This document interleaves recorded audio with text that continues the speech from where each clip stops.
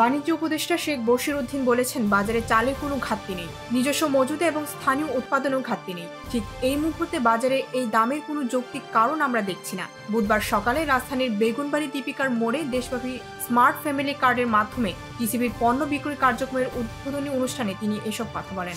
গত বছরের আগস্টে বাংলাদেশের রাজনৈতিক পট পরিবর্তনের পর থেকে ঢাকার সঙ্গে দিল্লির সম্পর্কে টানাপোড়েন চলছে। উভয় দেশের দ্বিপাক্ষিক সম্পর্কের এই টানাপোড়েনের সীমান্তেও দেখা দিয়েছে কিছুটা উত্তেজনা।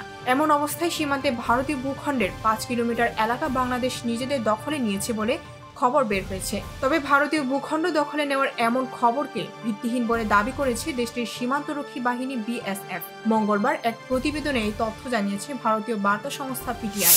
সাবেক প্রধানমন্ত্রী শেখ হাসিনার ভারতে থাকার মেয়াদ বৃদ্ধি করা হয়েছে ভারতের আইনি প্রক্রিয়ার মাধ্যমে। কিছুদিন আগে সাবেক প্রধানমন্ত্রী শেখ হাসিনাকে ভারত থেকে ফেরানোর জন্য গ্রেফতারি পরোয়ানা জারি করেছিল বাংলাদেশের আন্তর্জাতিক অপরাধ ট্রাইব্যুনাল। এরই পরিপ্রেক্ষিতে অতি সম্প্রতি শেখ হাসিনা ভারতে থাকার রেসিডেন্ট পারমিটের মেয়াদ বাড়িয়েছে মোদী সরকার। এইচএমভিভি ভাইরাস নিয়ে হঠাৎ উদ্যোগ বেড়েছে। চীন থেকে ছড়ানো ভাইরাসটিতে এবার প্রতিবেশী দেশ ভারতেও 9 জন আক্রান্ত হয়েছেন।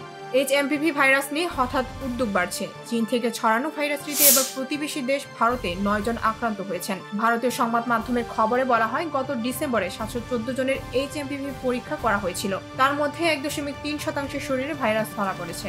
যুক্তরাষ্ট্রের ঋণ খেলাপি হোক তা চান না দেশটির নবনির্বাচিত প্রেসিডেন্ট ডোনাল্ড ট্রাম্প। সে কারণে দেশটির জাতীয় ঋণ সীমা বাড়ানোর পক্ষপাতী তিনি। ফ্লোরিডার রিসোর্টে আয়োজিত এক সংবাদ সম্মেলনে সাংবাদিকদের এসব কথা বলেন তিনি।